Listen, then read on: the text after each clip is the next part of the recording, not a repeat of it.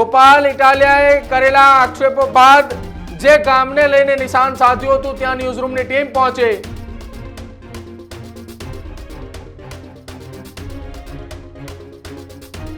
પંચમહાલના ભદ્રાલા ગામમાં લગ્ન નોંધણીને લઈને કૌભાંડ થયાના આક્ષેપો લાગ્યા હતા। ન્યૂઝરૂમના રિયાલિટી ચેકમાં ચોંકાવનારા ખુલાસાઓ થયા છે। 2000 ની વસ્તીમાં 571 લગ્ન એ તત્કાલીન તલાટીએ કરાવ્યા હોવાની માહિતી સામે આવી। 1500 જેટલું મતદાન થાય છે તે લગ્ન નોંધણી કરેલી તે તદ્દન ખોટી કરેલી। અને રૂમ છે એ શહેરા તાલુકાના ભદ્રાલા ગામની અંદર પહોંચ્યું છે અને ભદ્રાલા ગામની જો વાત કરીએ તો હાલ આપણે ભદ્રાલા ગ્રામ પંચાયત ખાતે ઊભા છે અને ગ્રામ પંચાયતના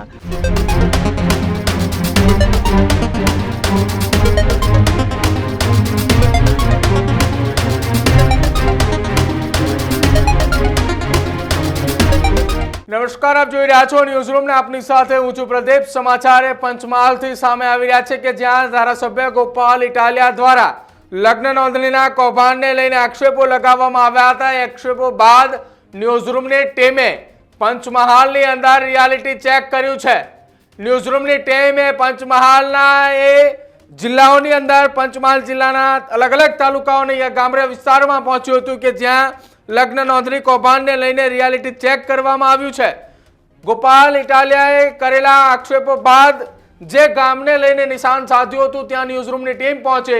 પંચમહાલના ભદ્રાલા ગામમાં લગ્ન નોંધણીને લઈને કૌભાંડ થયાના આક્ષેપો લાગ્યા હતા। એ આક્ષેપો બાદ 1 વર્ષ પહેલા લગ્ન નોંધણી કૌભાંડ થયા હોવાના આરોપ એ ગામના સરપંચ અને સહિત એ ભૂતપૂર્વ તલાટી કમ મંત્રી દ્વારા લગાવવામાં આવી રહ્યા હતા।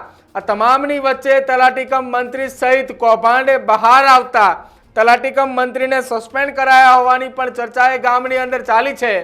ગોપાલ ઇટાલિયાએ રાજ્યના મુખ્યમંત્રી ભૂપેન્દ્ર પટેલને પત્ર લખી પંચમહાલના ભદ્રાલાની અંદર લગ્ન નોંધણીનું કૌભાંડ થયાની રજૂઆત કરી। ન્યૂઝરૂમના રિયાલિટી ચેકમાં ચોંકાવનારા ખુલાસાઓ થયા છે। 2000 ની વસ્તીમાં 571 લગ્ન એ તત્કાલીન તલાટીએ કરાવ્યા હોવાની માહિતી સામે આવી।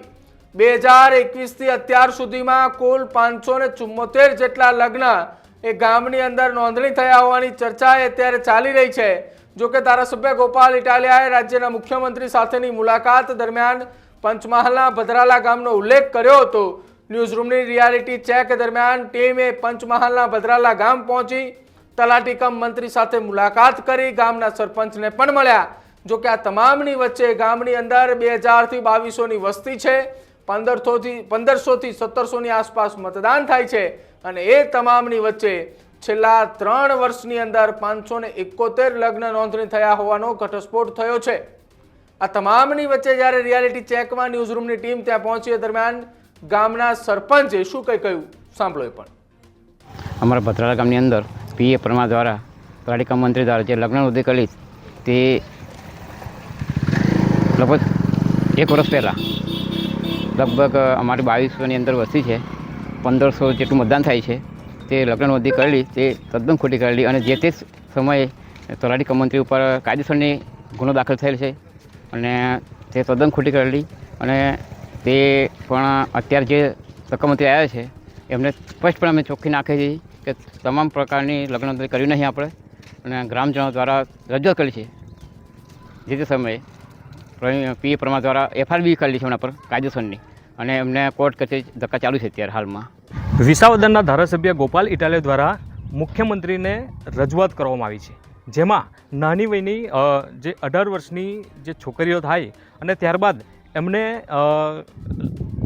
લગ્ન કરી અને ભગાડી જવામાં આવે છે।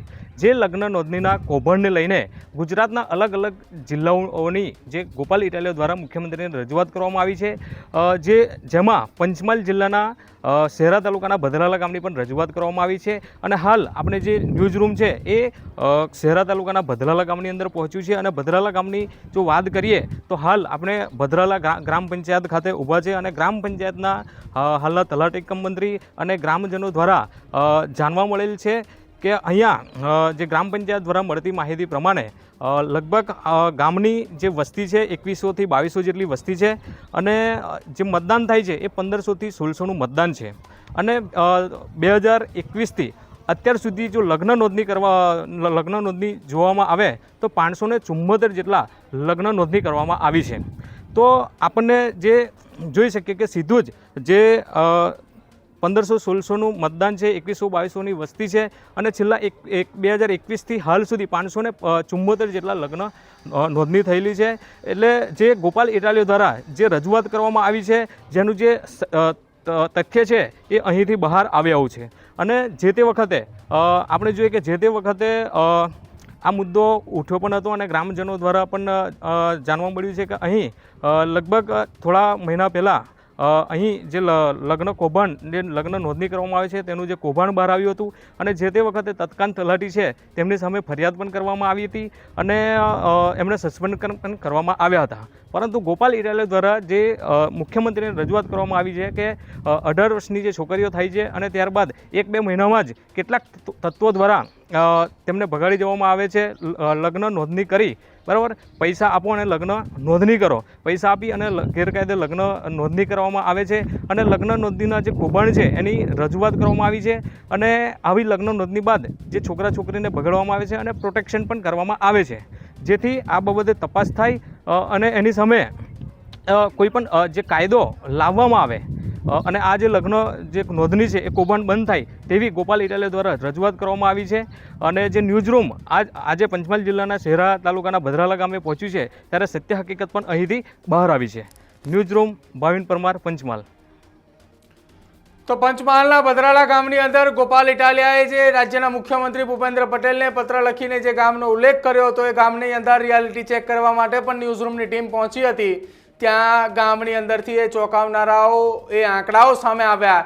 જે ગામની અંદર માત્ર 2000થી 2200ની વસ્તી છે એ ગામની અંદર 3 વર્ષની અંદર 571 જેટલા લગ્ન નોંધણી થયા. જો કે આખી આ ઘટના મામલે ગામના સરપંચનું પણ નિવેદન સામે આવ્યું છે કે જ્યારે આ ઘટના બની એ દરમિયાન તત્કાલીન તલાટી કમ મંત્રીને સસ્પેન્ડ કરવામાં આવ્યા હતા. હવે જોવાનું રહેશે કે આગામી સમયમાં ગુજરાતની અંદર આવા કેટલા ગામડાઓ છે કે જ્યાં આ પ્રકારની પરિસ્થિતિનું નિર્માણ થયેલું છે પરંતુ કોઈએ તપાસ માટે એક વખત નજર પણ ન નાખી હોય. તમારું શું માનવું છે અમારા અહેવાલને લઈ તે અમારા કમેન્ટ સેક્શનમાં જણાવજો. જોતા રહેજો ન્યૂઝરૂમ. નમસ્કાર.